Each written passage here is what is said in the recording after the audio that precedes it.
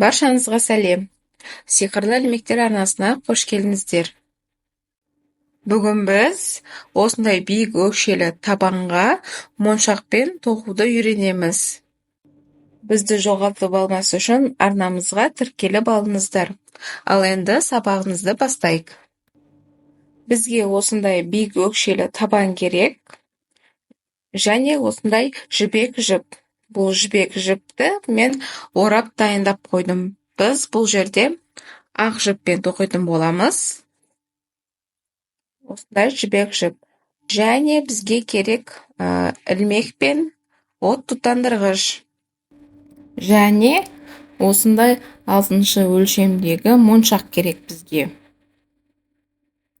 Енді біз осылай, ең бірінші осылай тоқып аламыз екі шетін. Осылай тоқып алғаннан кейін бет жағын тоқуды бастаймыз. Енді басында көрсетілгендей тоқу үшін қай жерінен бастау керек екенін осылай өлшеп аламыз. Осылай өлшеп алғаннан кейін тоқуды бастаймыз.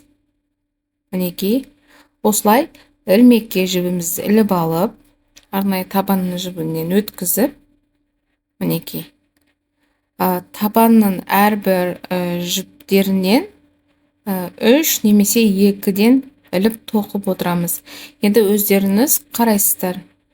Бір-бірінен тым алыс болып кетсе, бір жерге 3 рет іліп алып тоқсаңыздар болады. Мінекей, жібімізді бірге қосып тоқып отырамыз. Артылып қалған жібімізді осылай, мінекей, осылай бір қатар тоқып аламыз. Мінекей, ілмегімізді өткізіп, жібімізді іліп шығарып, ілмекте 2 жіп, содан іліп аламыз. Мінекей, келесі осылай бір қатар тоқып аламыз. Өздеріңіз мұқият қарап отырсаңыздар, сіздерге түсінікті болады деген ойдамын. Сол себепті жақын түсіріп жатырмын. Мына жердегі артылып қалған жіпті бірге іліп алып тоқып отырамыз бірге. Мінекей, осылай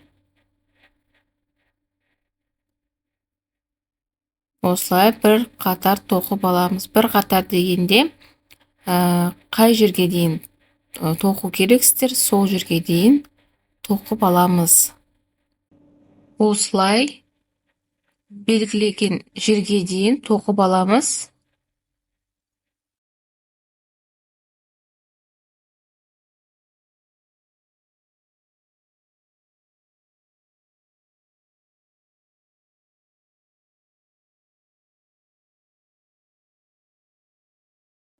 Мінекей, осы жерге дейін тоқып келесіздер. Осы жерден керісінше қарай тоқимыз. Осылай 2 рет іліп аламыз. Жоғарғатай 2 ілмек іліп аламыз. Өзімізге қарай қаратамыз. Ілмегімізге жібімізді іліп алып, осы жердегі 2-ші көзден іліп шығарып, ілмекте 3 жіп, сол жіптің 2 жібінен бірінші іліп, 2-ші 2 жібінен іліп жоғарғатай көтереміз. Мінекей, 1, 2 жіптен өткіздік, 2 жіптен өткіздік. Тағы осылай жоғарғатай 2 рет іліп көтереміз. 1 және 2. Мінекей, жібімізді іліп аламыз, көзден өткіземіз, іліп шығарамыз, 1, 2. Осылай аяқ жағына дейін тоқып апарамыз. Мінекей, аяқ жағына дейін жеттік. Енді ілмекке жібімізді іліп аламыз. Мінекей, 1 рет іліп аламыз және табанымызды өзімізге қарай қаратамыз.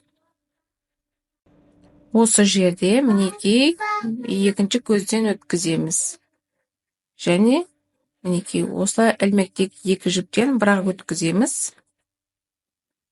Осылай бір қатар аяқ жағына дейін тоқып аламыз.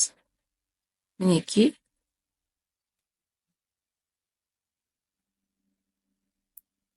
Осылай тоқып аяқ жағына дейін алып барамыз.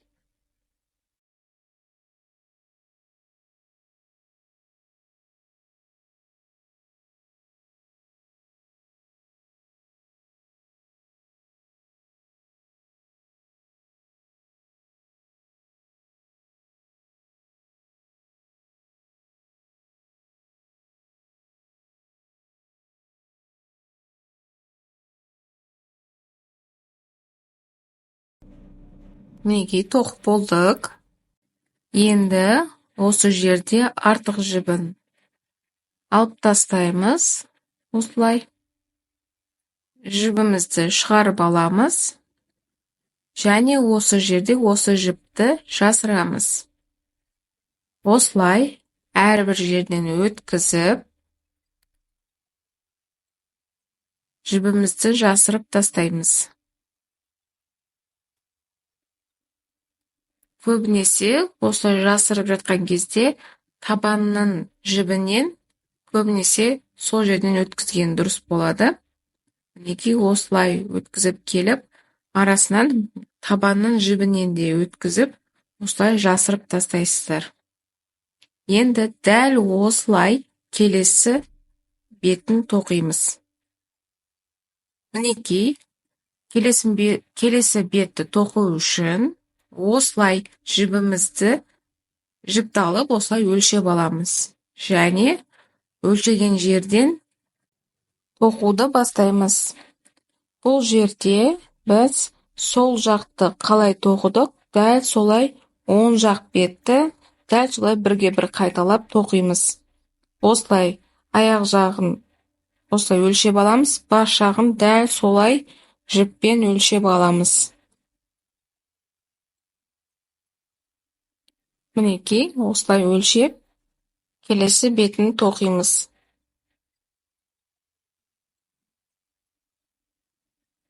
Мінекей, бұл жерде сіздерге келесі бетін бастамасын көрсетемін. Солай сіздер осылай бастап, аяқ жағына дейін тоқып шығыңыздар.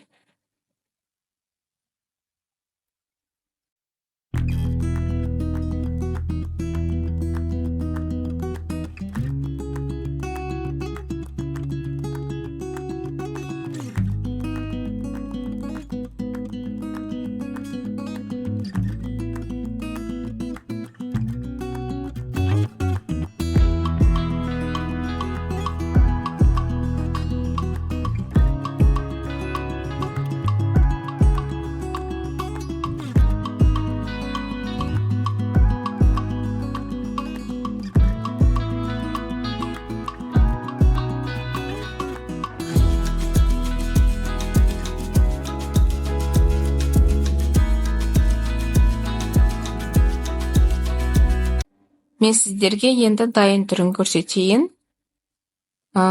Келесі біз енді бет жағын моншақпен тоқуды бастаймыз. Енді біз мінекей екі жағын бірдей тоқып алдық.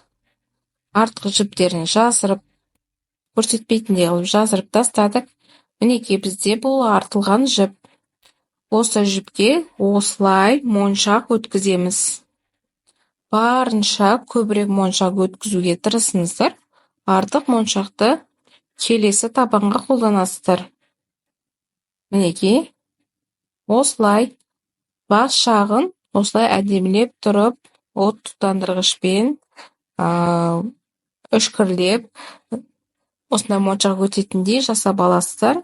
Және осылай моншақтарыңызды өткізіп аласыздар.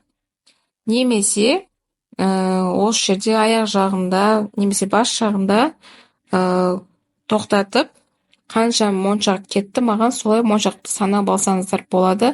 Бірақ сонда да сол моншақ санаған моншақтан көбірек моншақ өткізуге тырысыңыздар. Себебі моншақтарыңыз таусылып қалса, жіптеріңізді қайтадан босатып, шағынан өткізу керек боласыздар. Ол сіздерге уақыттарыңыз кетеді және жіптеріңіз шатасып қалады. Сол себептен көбірек моншақ өткізсеңіздер дұрыс болады. Енді біз бұл жерде тоқуды бастаймыз. Осылай тоқитын жібімізді аламыз. Осылай ілмегімізді іліп аламыз. Мінекей, ілмегіміз арқылы жібімізді шығарамыз. Енді осылай жоғарғатай 29 ілмек іліп аламыз.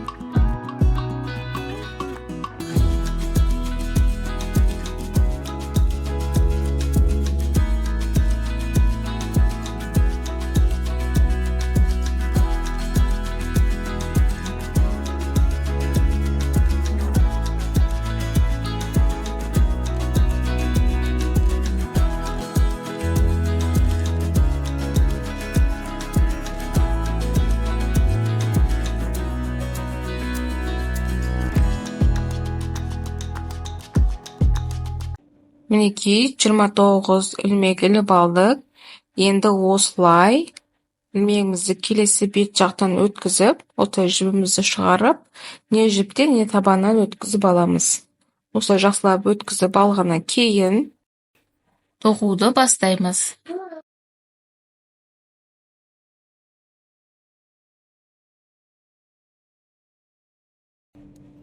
Ал енді тоқуды бастайық. Мінекей, осылай жақсылап түйіп бекітіп алғаннан кейін, осы жерден 3 көз санап, осылай жібімізді іліп шығарып аламыз. Осы жерде жібімізді жақсылап осылай өлшейміз, қатты тартылып қалмасын. Мінекей, осылай жібімізді іліп алып, 1, 2, осылай іліп жоғарғатай 2 ілмек ілеміз. Мінекей, осы жерде моншағымызды қосамыз. Моншағымызды бірінші өткізіп аламыз. Мінекей, осылай ілмегімізді алып, бірінші 2 жіптен моншақты алдыға қарай өткіземіз, және қалған 2 жіптен іліп жоғарыға қарай көтереміз. Мінекей, осылай ілмегімізді астқы жақтағы жіптен іліп алып, мінекей жоғарыға қарай 2 рет іліп көтереміз, және енді моншағымызды өткізіп, осылай 1, 2 жіптен өткіздік, моншақты алдыға өткіздік, және қалған 2 жіптен іліп жоғарыға қарай көтереміз. Бұл жерде мінекей моншақсыз тоқыдық, және екіншісін моншақпен тоқимыз. Моншақсыз және моншақпен тоқимыз. Осылай аяқ жағына дейін 26 қатар тоқып шығамыз. Бұл жерде біздің моншағымыз 13 тал моншақ болу керек.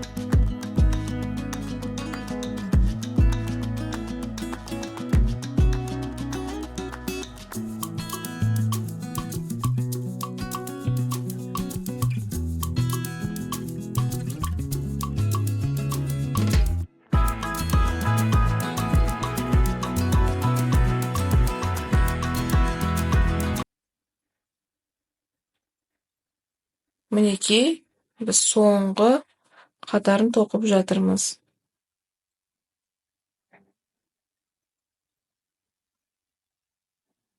Мінекей, осылай моншақты өткізіп алып, осылай іліп, моншақты алдыға өткізіп, жоғарғата міне 2 рет іліп алып, жоғарғата көтереміз. Мінекей, бірінші қатарымызды тоқып алдық. Енді осы жерде біз 3 көз санап, 3-ші көзден іліп, жақсылап бекітіп аламыз.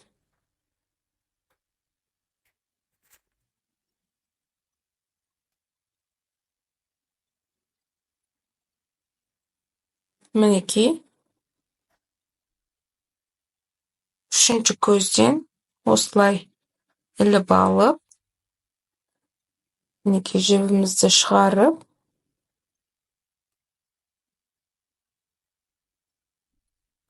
ілмектегі келесі жіптен өткізіп аламыз. Мінекей осылай табаннан немесе жібімізден осы іліп алып, жақсылап түйіп бекітіп тастаймыз.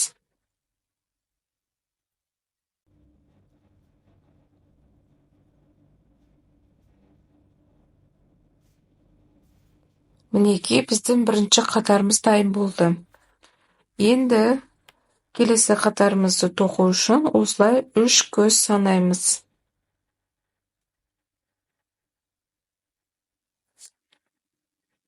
3-ші көзден осылай ілмегімізді өткізіп, жібімізді іліп шығарып, жібімізді жақсылап осы жерге өлшеп белгілеп аламыз. Қатты жібіміз тартылып қалмасын. Мінекей, осылай бір іліп аламыз. Және осы жерден 1, 2 іліп, жоғарғата 2 рет іліп аламыз. Және біріншісін моншақсыз, екіншісін моншақпен тоқимыз. Бұл жерде қай жерден біріншісін іліп алдық, дәл сол жерге екіншісін дәл сол жерден іліп аламыз. Мінекей, енді осы 2 моншақтың ортасынан келесі көзімізді тоқимыз.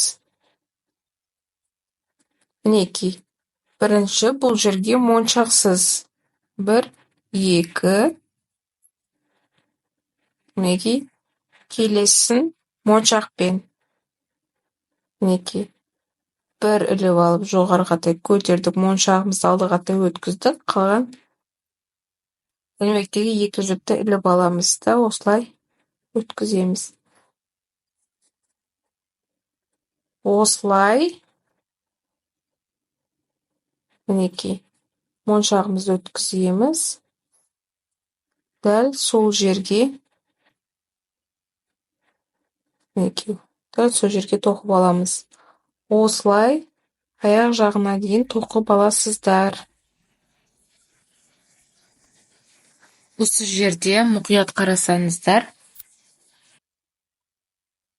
мінекей, шатаспайсыздар. Ортасына қатай, ортасынан іліп аламыз. Мінекей, енді моншақпен тоқимыз. Мінекей, келесі іліп алатын жеріміз, міне 2 таяқшаны тастаймыз артқа қатай. Біреуі моншақсыз тоқылған, біреуі моншақпен тоқылған. Мінекей, екеуі санағаннан кейін, мінекей, осы жердің ортасына қатай іліп аламыз. Әрбір ортаға 2 таяқшаны тастап отырамыз. Бір таяқшамыз моншақсыз, бір таяқшамыз моншақпен тоқылған. Сіздерге түсінікті болсын деп, мен сіздерге таяқша деп түсіндірейін. Мінекей, 1, 2 моншақсыз, екіншісі моншақпен тоқылған. Осылай аяқ жағына дейін тоқып аласыздар. Бұл жерде сіздерге түсінікті болу үшін осы екінші қатарда аяқ жағына дейін тоқылғанын Осылай жылдамдатпай көрсетейін сіздерге. Сіздер мұқият қарап отырып тоқсаңыздар болады.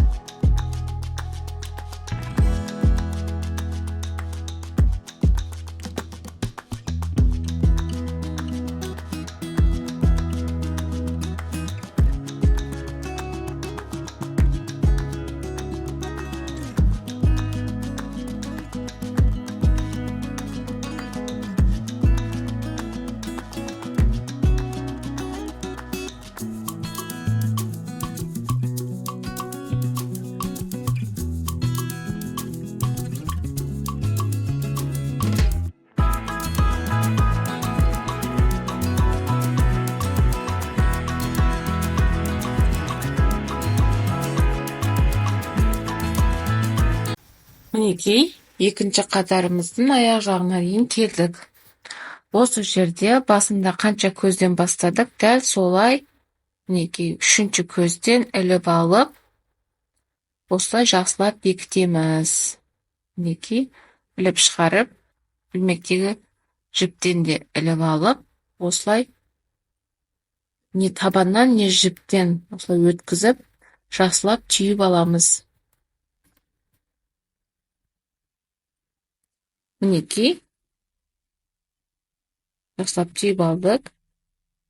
Екі қатарымызды тоқып алдық. Енді үшінші қатарымызды тоқимыз. Бұл жерде дәл солай үш көз санап, міне үшінші көзден ilmегімізді өткізіп, жібімізді іліп шығарып алып, осылай жібімізді жақсылап осылай өлшеп аламыз. Екі жібімізді жақсылап өлшеп алғаннан кейін осылай жақсылап бірінші бекітіп аламыз. Мінекей шет жағынан осылай бір іліп алып, бірінші моншақсыз тоқимыз, келесі дәл сол жерге моншақпен тоқимыз. Мінекей моншақпен тоқыдық. Енді келесі көзге бірінші моншақсыз тоқимыз, екінші моншақпен бірге тоқимыз. Мінекей осылай әрбір көзді осылай тоқып шығамыз.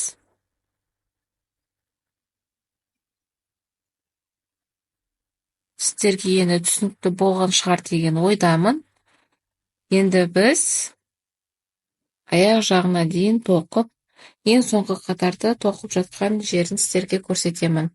Осылай өздеріңіз аяқ жағына дейін тоқып шығасыздар. Әрбір үш көз санап, солай тоқи бересіздер.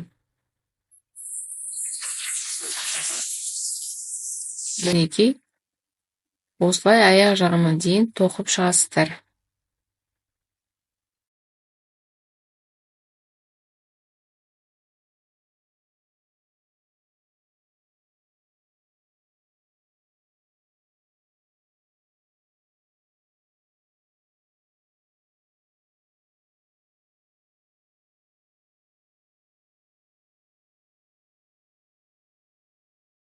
Мінекей, біз бұл жерде 10-шы қатарды тоқып жатырмыз. Мінекей, дәл басында қалай тоқыдық, дәл солай, сол әдіспен біреусін моншақсыз, екіншісін моншақпен әрбір көзге тоқып жатырмыз. Бұл жерде енді сіздердің өздеріңіз тоқуларыңызға байланысты, қалай өлшеп алдыңыздар, соған байланысты. Әрбір үшінші көзден, осылай 3 көз санап, сол жерден бастап тоқи бересіздер. Әртүрлі шығуы мүмкін сіздің қатарларыңыз, мысалы. Менде бұл жерде 11 қатар шығыпты.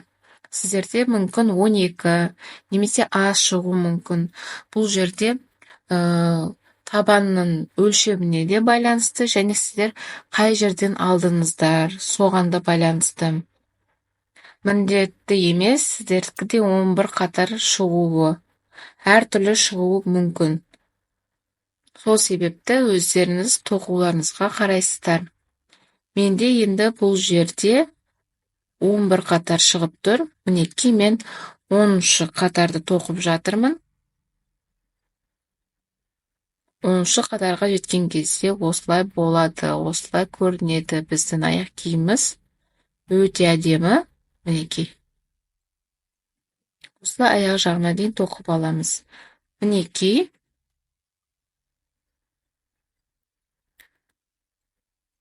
Біз деген 11-ші қатарымызды, 10-шы қатарымызды тоқып болып, міне 11-ші қатарымызға көшіп, сол 11-ші қатарымызды тоқып болып қалдық.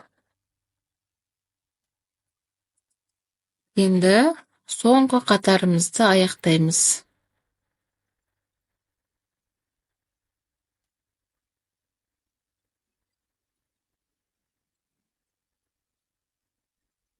Бұл жерде енді сіздер әртүрлі моншақпен тоқысаңыздар болады, кез келген.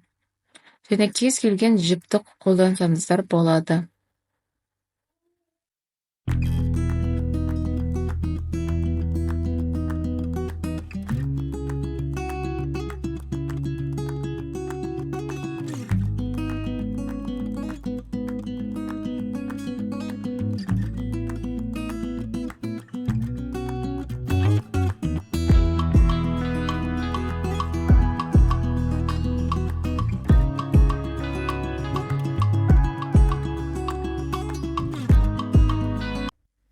Мінекей, осылай аяқ жағына дейін тоқып алып,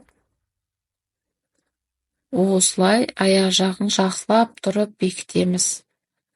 Мінекей, осылай жібімізді тартып, табаннан өткізіп аламыз.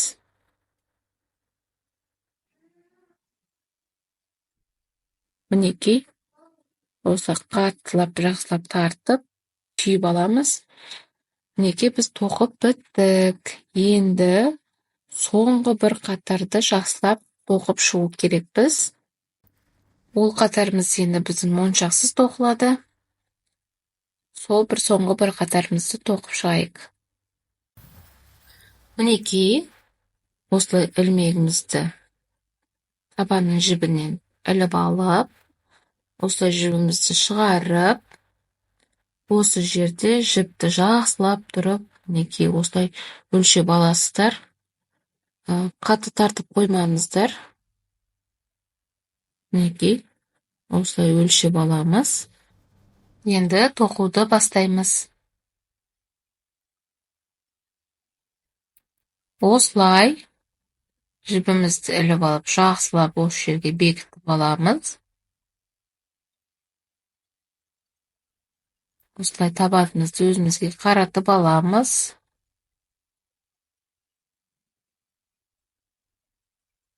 Мінекей, осылай тоқуды бастаймыз. Ортасында қалдырған жіпті міндетті түрде бірге тоқып отырамыз.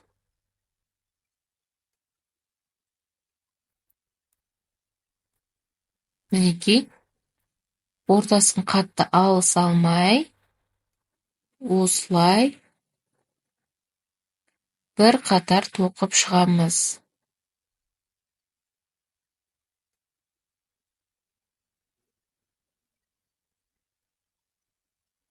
Осылай бір қатар тоқып шықсаңыздар, аяқ киімдеріңіз бір түп-түзу бір формада болады.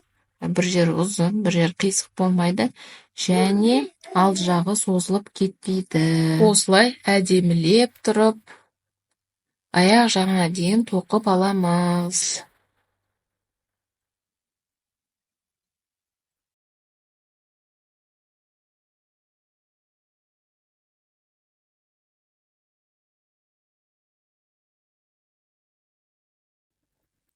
Мінекей, аяқ жағына дейін тоқып алдық.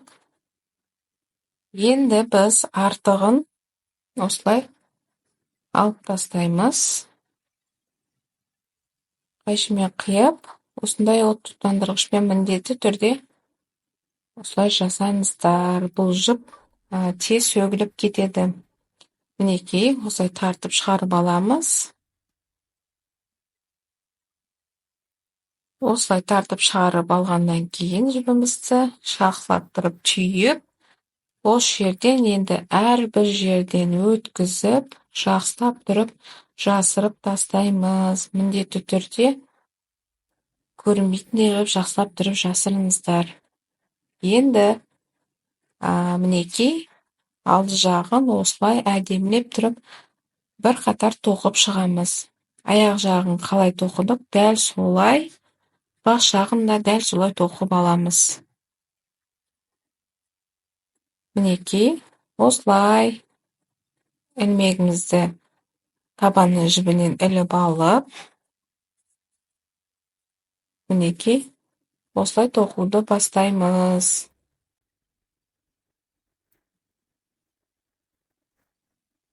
Мінекей, осылай бір іліп бекітіп аламыз жақсылап.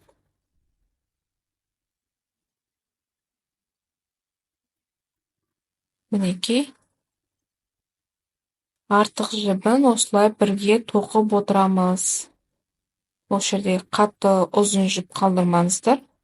Тым қысқа болып та қалмасын. Осылай бір орташа қалдырып, бірге тоқып отырамыз. Мінекей, осылай тоқып аласыздар. Аяқ жағын қалай тоқыдыңыздар? Дәл сол әдіспен бір қатар тоқып шығасыздар. Тоқып болғаннан кейін артық жібін жақсылап жасырып тастайсыздар.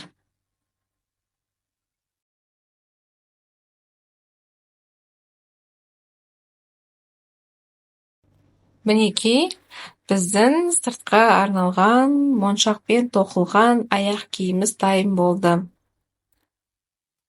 Өздеріңіздің бағаларыңызды беріп кетсеңіздер, қалай шықты, қалай болды? Осылай өздеріңізге, аналарыңызға, сіңілдеріңізге тоқып берсеңіздер болады. Түсінбеген жерлеріңіз болса, комментарияға жазыңыздар. Ал енді біздің бүгінгі сабағымыз аяқталды. Егер сіздерге ұнаса, лайк басып, өздеріңіз пікірлеріңізді қалдырыңыздар. Егер тіркелмеген болсаңыз, тіркеліп, қоңырау шаны басып қойыңыздар. Келесі сабағымда кездескенше.